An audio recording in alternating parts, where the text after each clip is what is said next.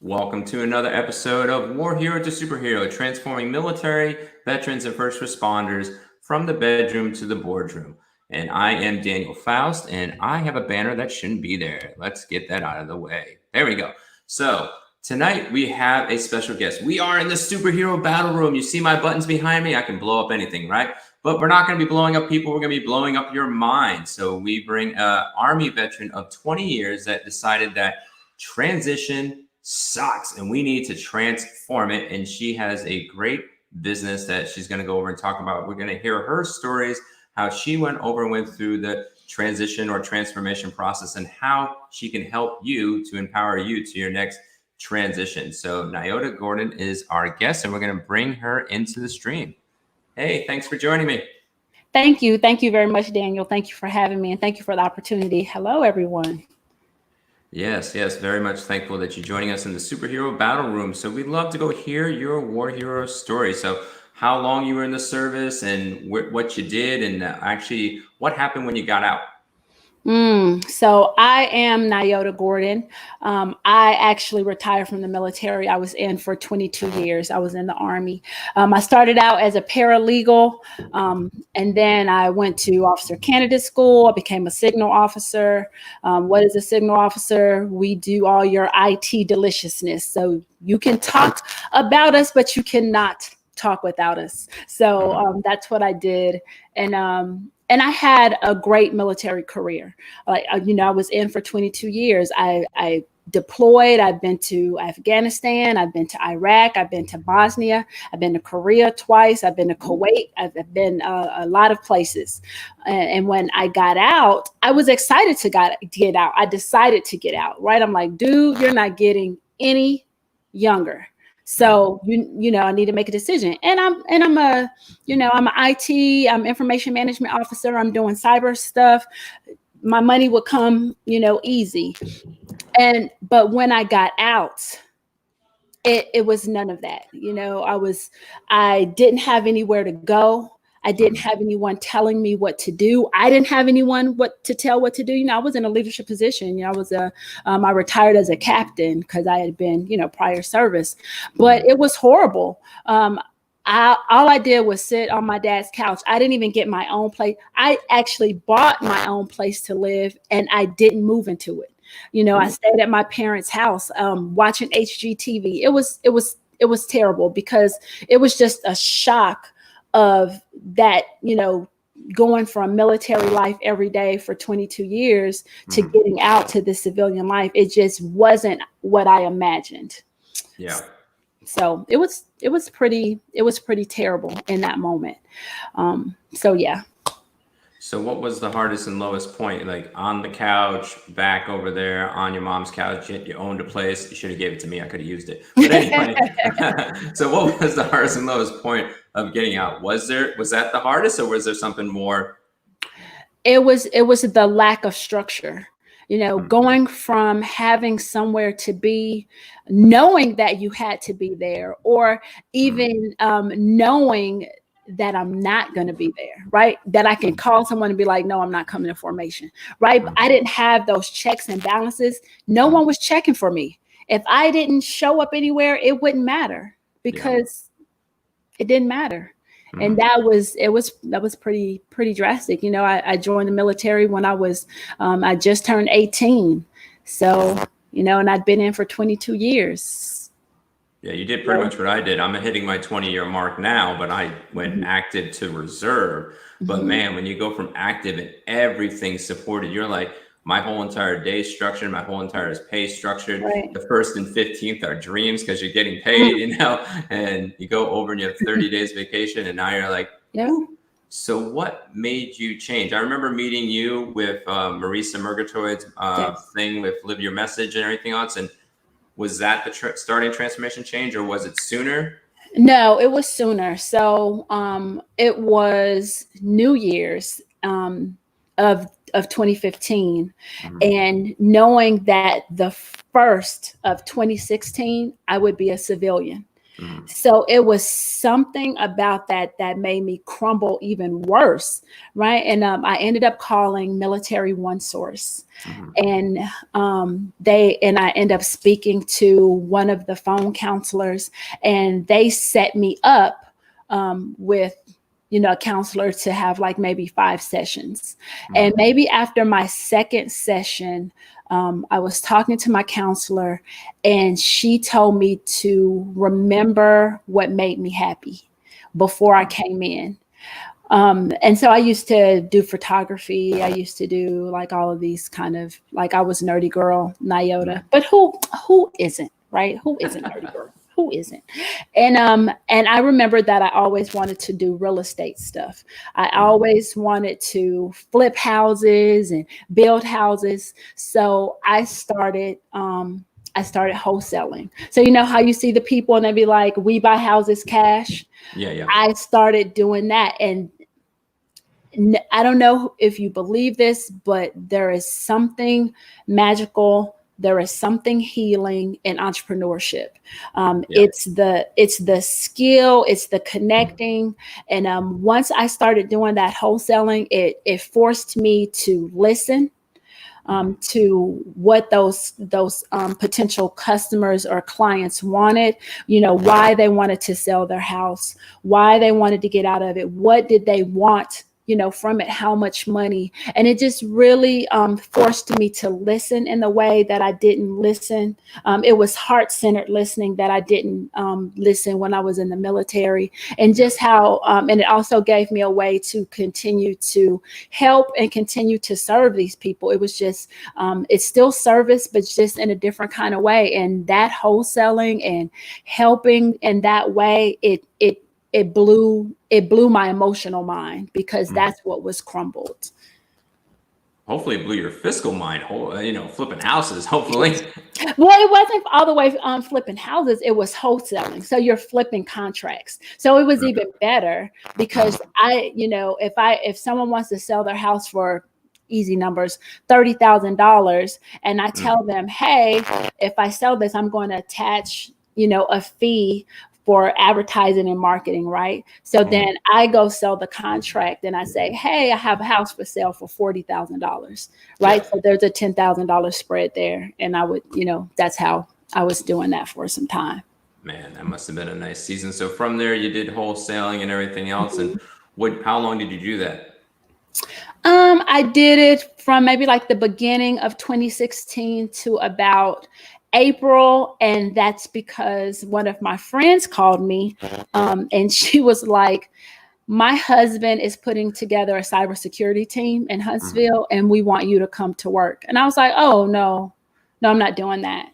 And she was like, no, we need you and we want you to come to work. Send me your resume. And I was like, oh, okay, no. And she was like, don't worry about it.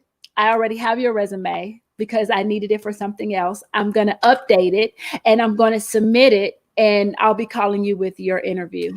And that's pretty much what happened. And then I moved to Huntsville, and I did a contracting position at Army Materials Command, AMC Green. And so I did that for some time, and that's what happened.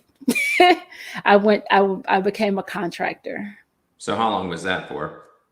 I did that for about a year, and then my dad got sick, and he ultimately passed away.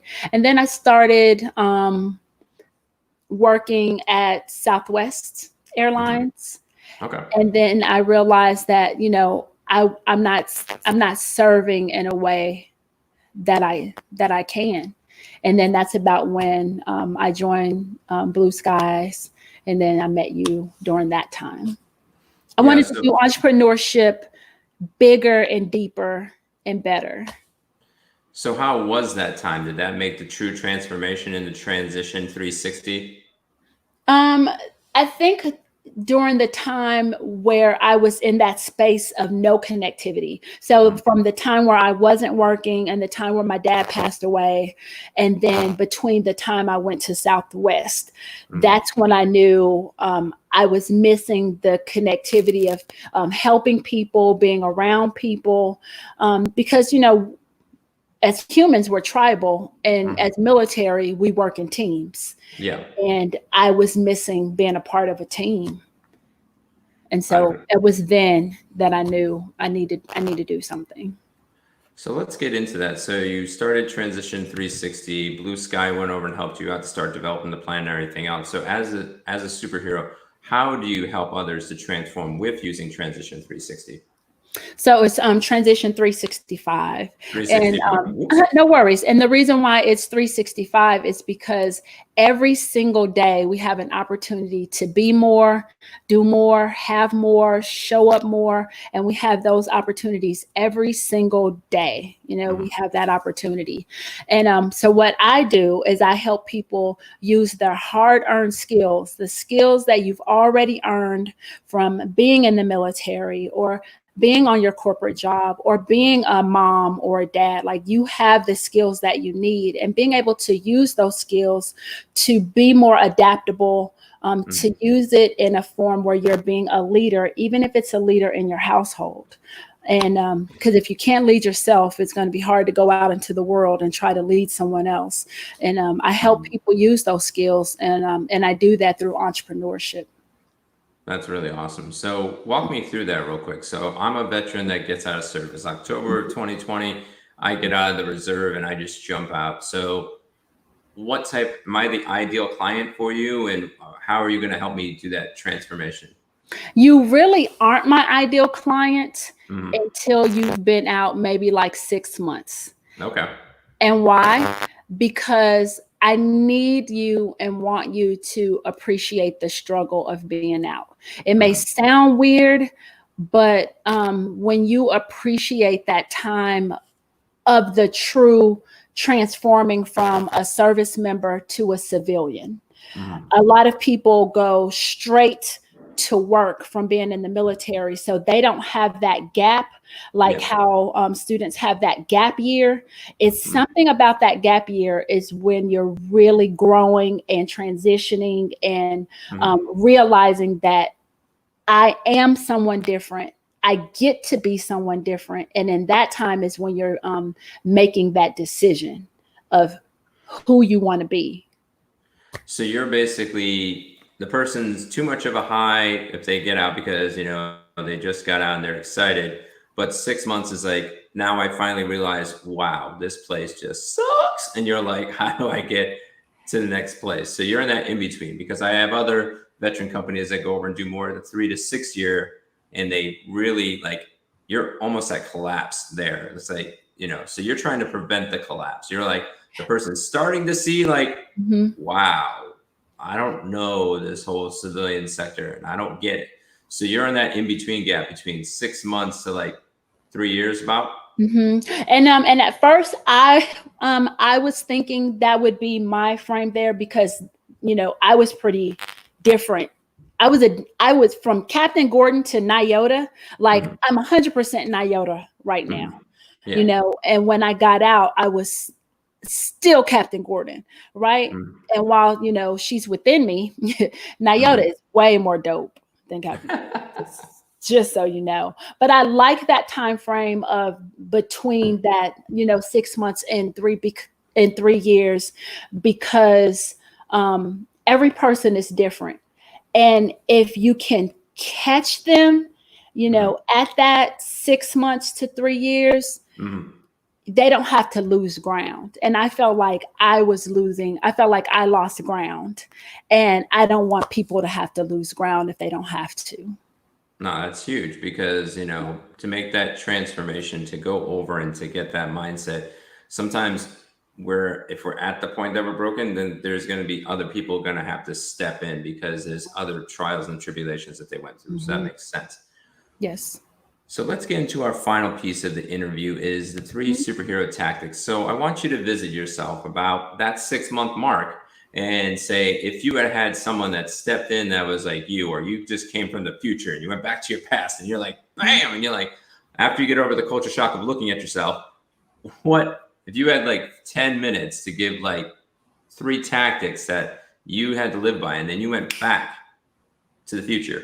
That was funny. But what would you give yourself in that advice, that so we can help other people? It basically would be kind of like what I did. I would have someone speak to a counselor, not a coach, but like a mental health, professional.